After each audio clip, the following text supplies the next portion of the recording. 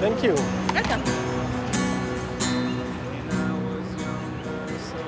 Thank you very much. How nice it is when people help. It's not always true, but helping others is so ingrained in our behavior. Within the family, between friends, even among strangers, that one can easily forget how far from obvious it is. Have you ever considered why we help others? Why shouldn't we help? Because it is easiest to stand aside and let others make the effort. But why should we help? That's a question that has been debated for decades. And the answer has come from an unexpected place. From here, the Shazaf Reserve in the Arava Valley in Israel, and more specifically,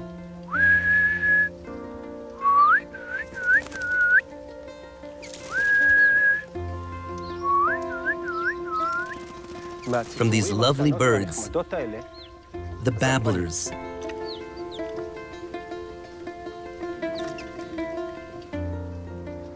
I have a present for them. A beetle larva, which is a babbler delicacy. I'm going to drop this grub among them. Let's see what happens. Oh, the one who caught the grub is Gutstuck, a young male. I recognize him by the rings on his legs. Multicolored, yellow, aluminum, orange. Wait, just a moment. Gutstuck is not eating the grub. Instead, he takes it and flies away. Let's see where.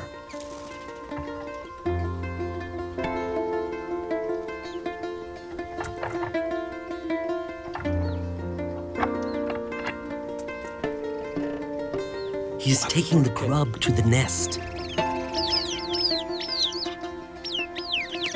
He's giving it to his young siblings.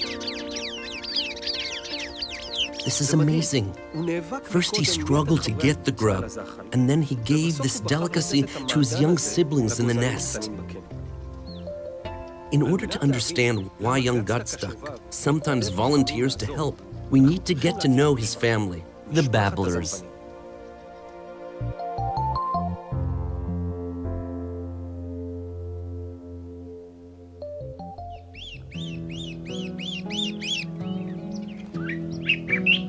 First light at the Shazaf Reserve in the Arava Valley.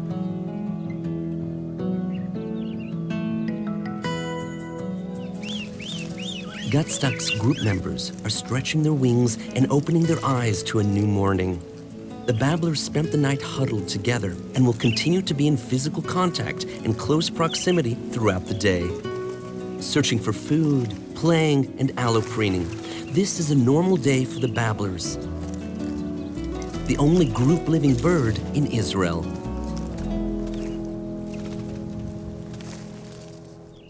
The Shazaf Reserve is in an arid desert, in the middle of the Arava Valley with its wide-open, dry spaces. Contrary to its desolate look, the reserve is home to many animals that share the desert with the babblers.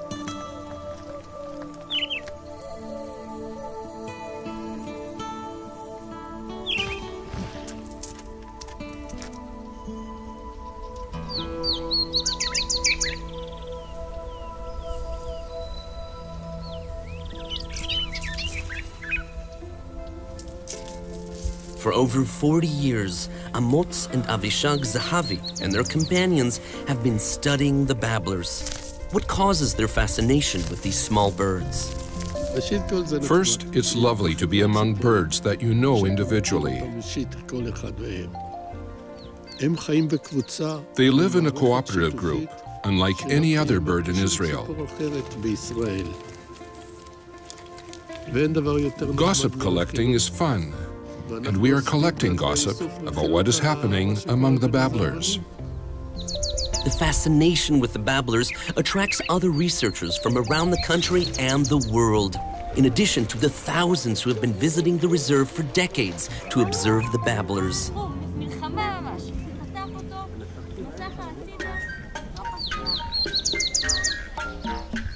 Occasionally, at first light before sunrise, the babblers crowd together in an open area in their territory and dance.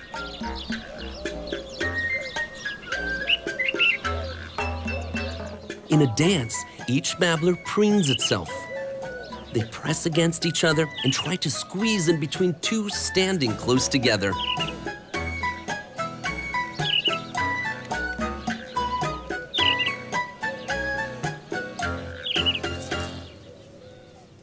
But for most of the day, the babblers forage for food, which is scarce in the desert.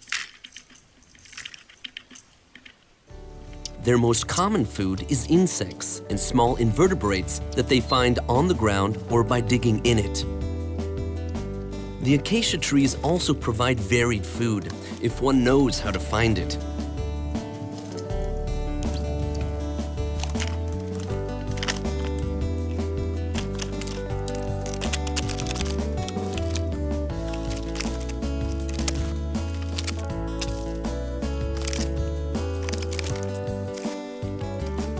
Finding a grub under the bark of an acacia isn't simple, but pulling it out from within the branch is even more complicated, requiring skill, experience, and considerable effort.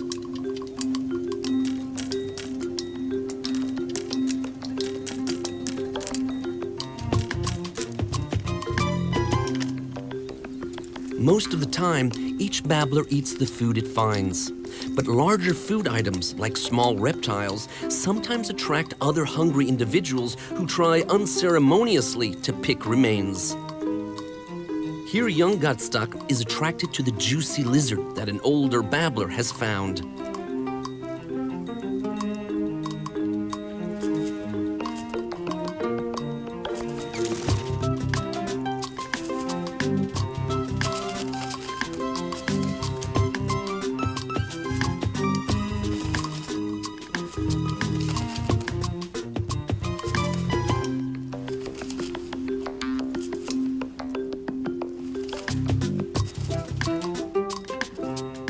The older male gives up its bounty to Gutstuck, who managed to snatch the lizard away from him.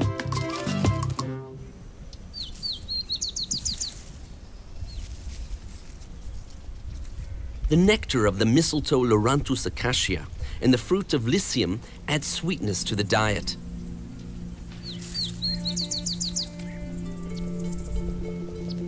When babblers aren't hungry, they engage in social activities. Adults prefer allopreening, that is, clumping and preening one another.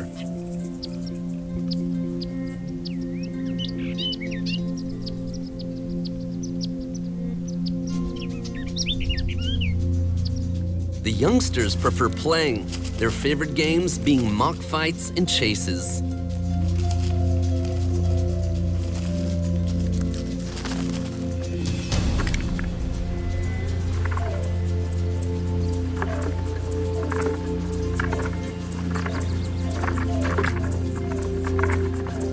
Some 20 groups of babblers are being studied at the Shazaf Reserve. The babblers are tame, allowing the researchers to walk among them, watch even their minor interactions at close quarters, and hear the soft vocalizations exchanged between them.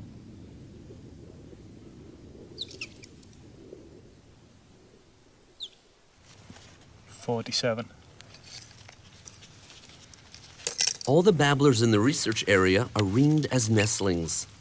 The order of the rings makes up the name of each babbler, comprised of the Hebrew initials of the color of the ring, so that at any given moment, the researchers can identify which individual they are watching. The males and the females look very similar, but can be told apart by the color of their irises. The male has a light-colored eye, the female a very dark one. A babbler group can be just a male and a female, but typically there would be between 3 and 8 adult babblers, males and females, plus yearlings, juveniles, and fledglings that the group has managed to raise. In a good year, a group with a fertile territory can breed successfully 3 and even 4 times and end the summer with some 20 individuals.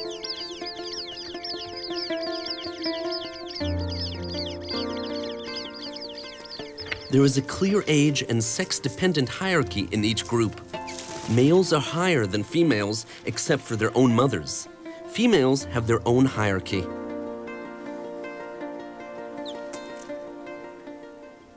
The hierarchy among members of the same brood is decided by aggressive fighting in the first weeks after they leave the nest. The hierarchy established at that time usually remains as long as the siblings live together.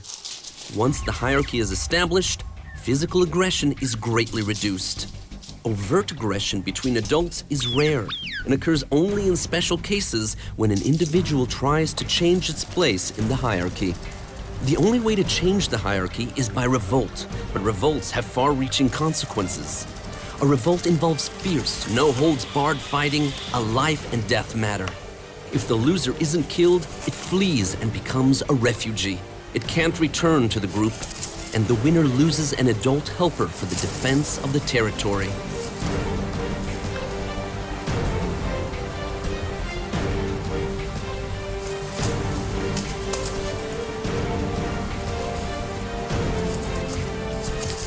Since the cost of revolt is so heavy, babblers typically prefer non-violent methods in order to confirm their position in the social hierarchy. As babblers mature, any violence between them decreases and altruistic activities increase. Volunteering to guard is the most common altruistic activity. When a babbler group is occupied with routine activity like searching for food, often one of them guards from the top of a tree canopy or a high, bare branch, ready to sound the alarm when predators approach.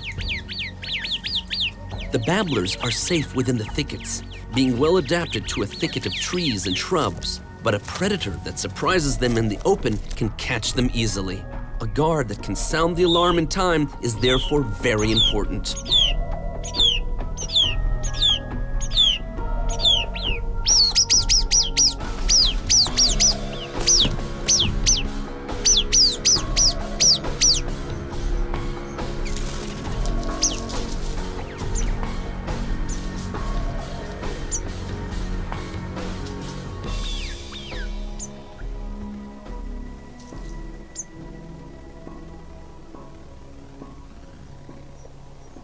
The role of the guard isn't easy, but it seems that babblers often volunteer to guard even when they are still hungry. It is very easy to check whether a guard is hungry. We just offer it a grub and see whether it comes.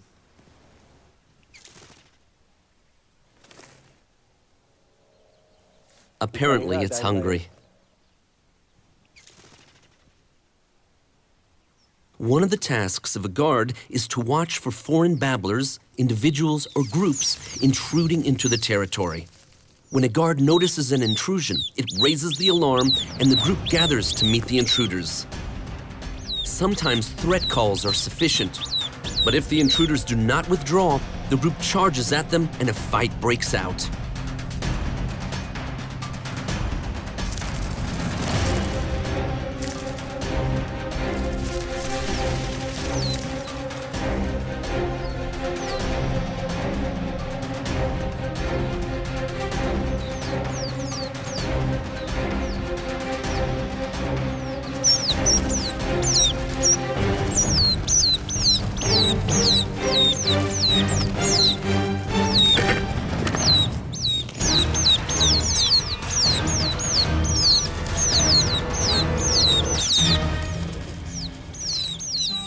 A fight between groups is far more dangerous than a fight between individuals, since an individual can find itself attacked by several adversaries, a situation that's difficult to get out of unless help comes from its own group members. But sometimes that help comes too late. This alpha male had his leg injured in a fight with a neighboring group. Like in fights against rival groups, babblers also take risks when encountering predators. When they locate a predator, a snake for example, they approach and mob it, making loud sounds and raising their wings. This may continue even when it withdraws into a thicket to get away from the mob around it.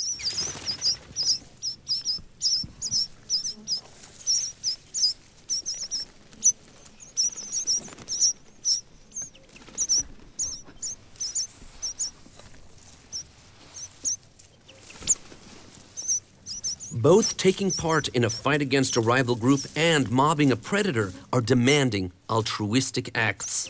After all, a babbler may hang back and not risk injury or death. But the greatest altruistic investment is during breeding. Babblers that do not reproduce help raise nestlings that are not their own. The nesting season comes right at the end of winter. Winter changes the desert.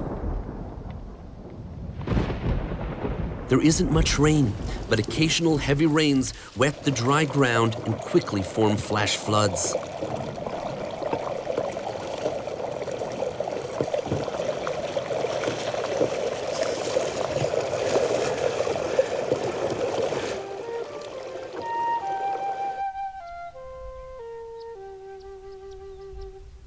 Desert plants adapted to arid conditions rush to exploit the few rains, and sprouting starts right at the end of the flooding.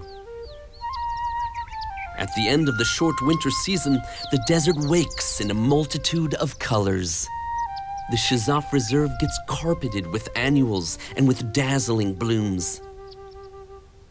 In this spring abundance, the babblers engage in procreation.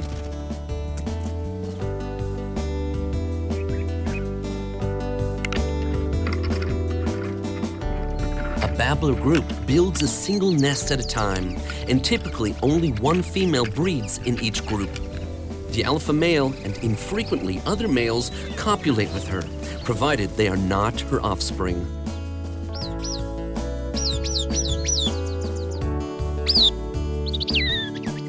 After 2 weeks of incubation, there is movement in the nest.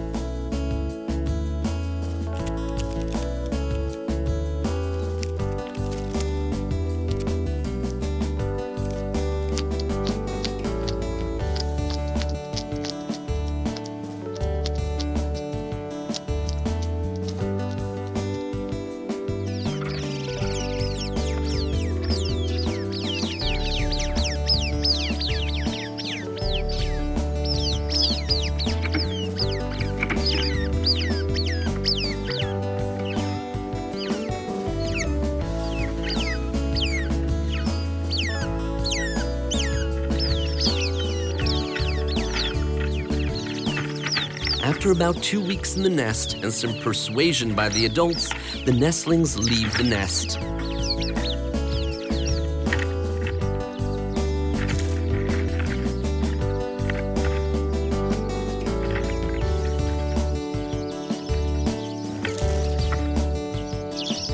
During the nesting period, all group members work very hard to take care of the new generation, even if they are not their own offspring.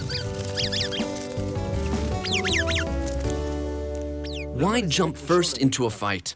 Why guard rather than eat? Why feed others with the grub you have worked so hard to find?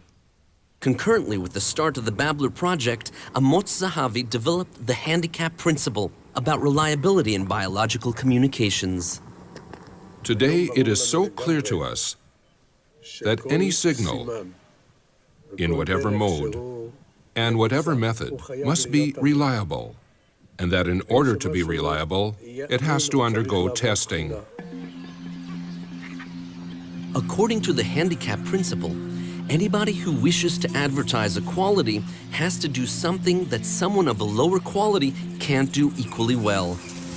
A peacock courting a peahen spreads out a long, heavy tail, which proves that it has managed to avoid predators and fight off rivals in spite of the handicap of its tail. A lower quality male would have to make do with a smaller tail or not survive if its tail is too heavy for it to carry. For the peacock, the tail is a handicap that tests its quality. The physical handicap entailed in the peacock's tail is quite obvious. However, the fact that babblers compete to perform altruistic acts convinced Amotz that these acts could also be explained as handicaps testing the qualities of their performers. These competitions convinced us that a babbler which contributes to its group must benefit directly from performing these deeds itself. Otherwise, why would it care if another feeds the nestlings, or guards, or fights? We realize that rather than by aggression, babblers show off by doing more things that benefit their group than other babblers do. When researchers examine the altruistic activities among babblers, they realize that they are not reciprocal. For example, a babbler can feed another babbler lower than itself in the hierarchy, but one who is lower in the hierarchy would not dare feed one higher in the hierarchy. That could even be taken as a rebellion. If we assumed that the more senior babblers in the hierarchy would feed mostly the ones at the bottom of the hierarchy who are most in need, we would be wrong. Each babbler mainly feeds the babbler that's right below itself in the hierarchy. Interestingly, the babbler being fed is not always eager to receive the food, and sometimes it refuses the food and moves away. With guarding too, one finds surprises. Typically, one individual guards while its group mates search for food. But apparently, not all group members are happy with the fact that a certain individual is the sentinel, even though its watching is clearly very beneficial for the group. About a third of the guarding replacements happened within a minute after the guard had gone up. Often the one who replaced it left the guard spot very shortly afterwards. It seems that its only purpose was to replace the guard. The alpha male replaces mainly the beta male, not the young, inexperienced ones. But why do babblers compete? By altruism. In most social structures, such as those of ibex, the alpha male establishes its dominance through threats, and when necessary, by fighting.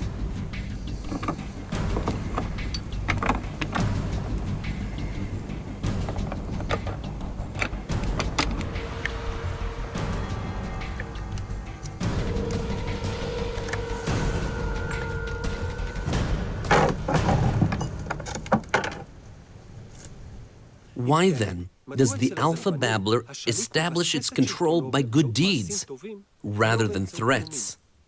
Threats are dangerous. Babblers don't fight twice within the group. Once there's fighting, the collaboration is over.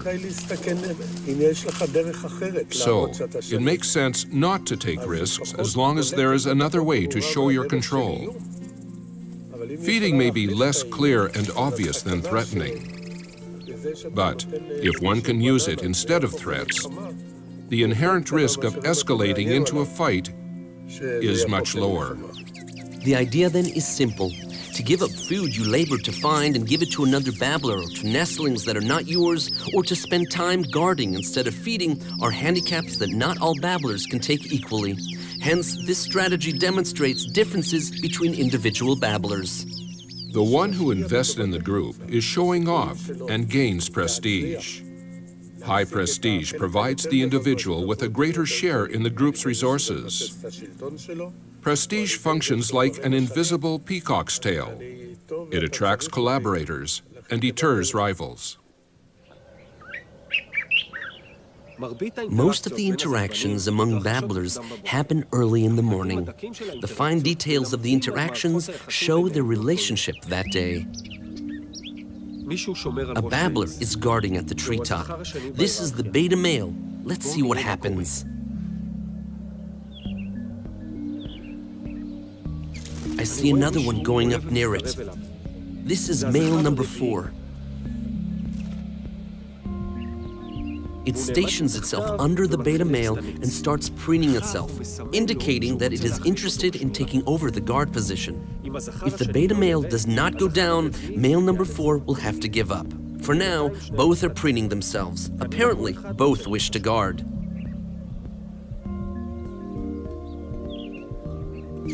The beta male decides to give up and leaves its guard position.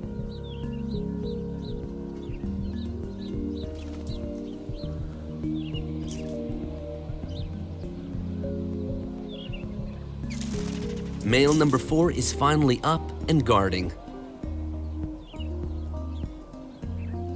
But just a moment, something else is happening. Another individual flies towards the tree. This is male number 3 in the hierarchy. Now it is going straight to male number 4 with food in its beak. Male number 4 started guarding just a minute ago. Male number 4 opens its beak to receive the food.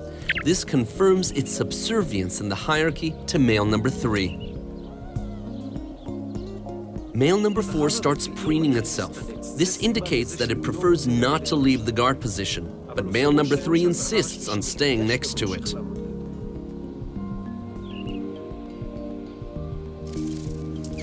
Here, male number 4 gives up and comes down from the guard position. Here's a good example of a conversation between 3 males and the complex relationships between babblers, which always combine collaboration and competition, the need to appease a collaborator and the need to keep one's prestige. It has been 1.5 years since we first met Gottstock and his group. Not all the babblers survived. Some groups broke apart and others formed. But to our delight, Gottstock is still here.